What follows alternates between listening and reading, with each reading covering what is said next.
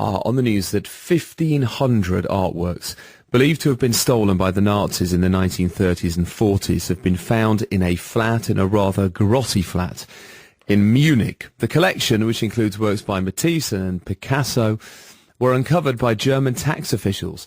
They'd obtained a search warrant to search the home of Cornelius Gurlitt, the reclusive son of an art dealer who was suspected of tax evasion.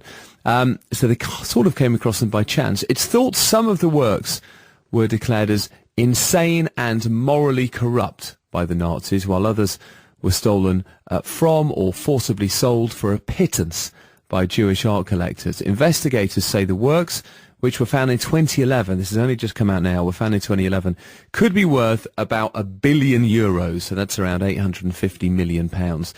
I'll speak to David Baddiel in a second, who made a terrific documentary called The Missing Nazi Billions, which itself was inspired by an edition of Who Do You Think You Are that he was on. But first, let's hear from art historian Godfrey Barker, who told us earlier that it could be the most significant discovery of lost works in years.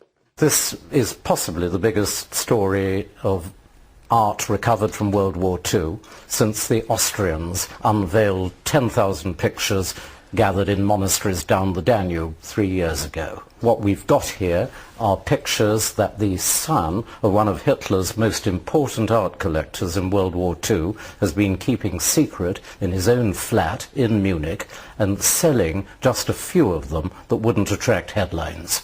What we've got here, probably, are some of the 16,000 pictures which Hitler called degenerate art that he pulled off the walls of German museums in 1937 and 38.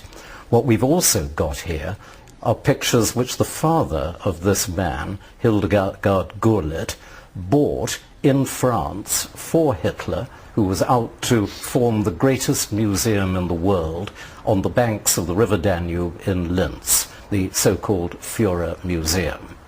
Gurlitt had fantastic sums of money to spend. He was the biggest buyer at the biggest sale in Paris during the war, the Georges Viau Impressionist collection. He spent over 5 million French francs on pictures more than 5 times. And who knows what we've got in this treasure trove, but the odds are that most of the claimants of these pictures will prove to be French, the descendants of the families that owned them in 1940. Art historian Godfrey Barker there. So a few years ago, David Baddiel made a documentary called The Missing Nazi Billions, which investigated how the Nazis had made off with money and art that belonged to Jewish people. David, good afternoon. Hello, Richard. How are you? Welcome. Excellent, thank you. These sorts of stories, I can't work out whether I find them exciting or sad or a bit weird or maybe a mix of all three. Do you get excited when you read about this kind of thing? Well, I'm interested in it much more so than I was interested in it when I first started to do that documentary. Because, sorry, Richard, I can't hear you very well, actually. There's a kind of echo on the phone. Oh, is it? So, well, we can hear you perfectly. So if you can cope with the echo a little bit. Yeah. It sounds like my own voice shouting back at me, so that's slightly confusing. It's a lovely voice to hear. It's okay. Yeah. I didn't know that much about it. I had personal experience of it, which was that when I did Who Do You Think You Are, part of what I did was go and visit my grandfather's brick factory. My grandfather and my grandmother on my mother's side, and my mother, in fact, were refugees from Nazism. And my grandfather used to own a brick factory in a place called Königsberg, which was in East Prussia. And I went to see it as part of my Who Do You Think You Are and discovered that, they were quite wealthy industrialists at that point and then lost it all to the Nazis. And part of what I sort of became interested in was whether or not I could actually, to get any money back on my brothers for all that. Yeah. And then I discovered, when I did the second documentary, which was actually called Baddiel and the Missing Nazi Billions, which makes it sound like an Indiana Jones film, what I discovered was that there's an enormously complicated history of Holocaust restitution, whether you get any money back if you had stuff looted by the Nazis, and that can be businesses, it can be art, it can be bank accounts, depends entirely on where you were, on what part of Europe you were in, whether you're in a part of Europe that is now Russia, or whether you were in West Germany or East Germany. It's incredibly complicated, but it is incredibly interesting. And your grandfather's brick factory, was that in modern-day Russia? Well, it's in a place which is now called Kaliningrad. It was called Königsberg during the war, and it was a part of Germany. It was taken over, by the Red Army, and incredibly, it is now Kaliningrad itself trying to get independence from Russia. Is it? Demonstrates how complicated the history of that part of Europe is. But and what I discovered was that the Russians will never give any money back to someone they perceive as German, which is sort of my family, if you see what I mean, because they don't care that my family were refugees and, obviously fleeing from the Nazis. As far as they're concerned, their country was destroyed by the Germans, so why should they give anything back to Germans? That's still the attitude. This hall is fascinating. You know the detail when we heard the art historian there explaining that so these paintings have been found in this fairly grotty flat behind some years-old cans of noodles on a shelf in Munich. And it's slightly surprising to me that his dad was one of the biggest sellers and buyers of art during and before the Second World War, that no one's thought to investigate this guy sooner for this art, because there still is an enormous amount of art missing from the war, isn't there?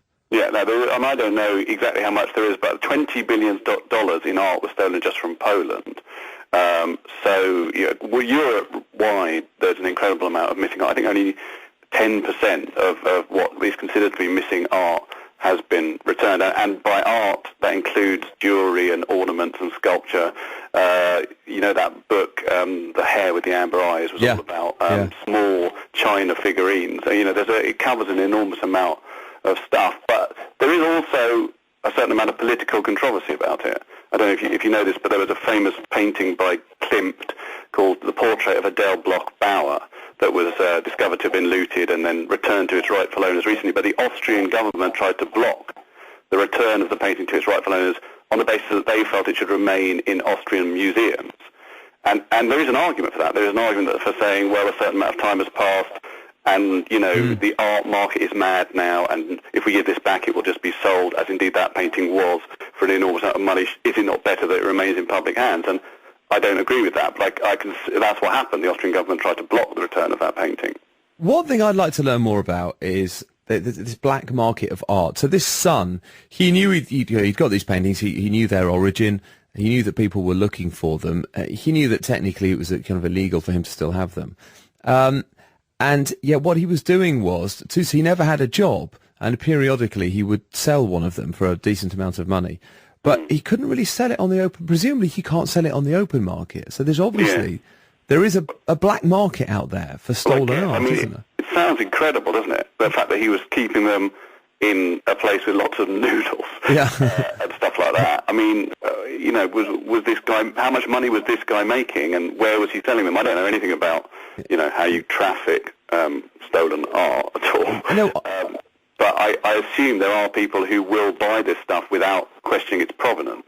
That's what I want to find out a bit more about. It's because it's a strange and it's a complex world, but presumably it must be a market of criminals, an underworld that trade this kind of art. But then again, stolen Nazi art has been found hanging in legitimate galleries and museums as well, which is also surprising. Yeah, it has, and as I say, there's quite a lot of museums that would argue, well, it's impossible to trace the owners, or that in some cases the owners were planning to leave it to the national interest, to leave it to galleries, but then obviously those owners wouldn't want to have left them to Nazi museums, and so then it becomes a legal kind of minefield, I think. And I should say as well, one thing I found out when I did the programme is that the things that were stolen by the Nazis, they encompass an enormous amount of other things. There's an enormous amount of money in Swiss bank accounts that were stolen by the Nazis that the Swiss banks have never really opened up to. There are an enormous amount of insurance claims. This is one of the most, it sounds not very interesting, it is fascinating. There are big German insurance companies that have never paid out life insurance for people that were killed during the Holocaust that various people have tried to get back. So there's a really enormous amount of sort of uncertainty about all that money that was stolen in various different forms. And it is, as I said earlier, it's both. It's fascinating. It's exciting. It's sad. My reaction to it is, I guess, operates on a few different levels. But some of the details are so interesting, if weird. So Hitler didn't like modern art, did he? That he only really liked classical art. Yeah, Hitler didn't like modern art, no. And actually, you know that the Degenerate exhibition that Hitler opened in, whenever it was, the mid-30s, that was the most commercially successful exhibition throughout the whole period of the Nazi regime. It was visited by loads and loads of people, because obviously people were, A, really interested, and B, that was by far the most interesting art of the time. But during the war, there was actually kind of dedicated units of the SS who were looting for major Nazi figures. So there is a Hermann Goering, or there was a Hermann Goering collection that I don't think has ever gone under the hammer at any sort of legitimate Sotheby's-style place. But I think, you know, the people were actually designated to go and loot art during the war so that it could be hung on the walls of prominent Nazi figures. And I think there's also a counter team. I think Churchill appointed a team to go and rescue a lot of this art from the Nazis. George Clooney has a film coming out called The Monuments Man, which I think is all about this in a couple of months' time. Finally, just based on your experience, having made Baddiel and the missing Nazi billions, and you found out the complexities of your family ever getting. In fact, you found out that you could never get anything back from the brick factory that was taken from your grandfather. We hear that this art largely belonged to French people, and here we are 75 years later, and presumably the original owners have passed away, and they may now have many kids and grandkids. So it's, you know, your instinct is give them back the art, give that straight to the families. But do you think the reality of them getting that art back and working out who it could really belong to is actually going to be long and massively complicated? Yeah, I think it is. I don't know how you can necessarily trace all of them to actually be able to say that this was my grandfather or my great-grandfather's artwork. Is going to be really hard to prove. And as I say, that you know, as a person who comes from refugee stock myself, I know it is slightly complicated. Even when you know, I started doing that program, we started talking about the possibility that I might in some way be able to claim money back for the brick factory. A small part of me thought, oh, will this just look grasping? Will it inspire anti-Semitism at this point for me to try and say, oh, I or my brother should have money back for that? So I think it becomes really, really complicated. But I do think that the just thing in the end is at least for those families to be involved and to be told that this is your artwork and to find a way of making it right. David Baddiel, thank you so much. That's all right, thank you. It's 21 minutes past 3. We will take some travel and then we'll talk about science endlessly in a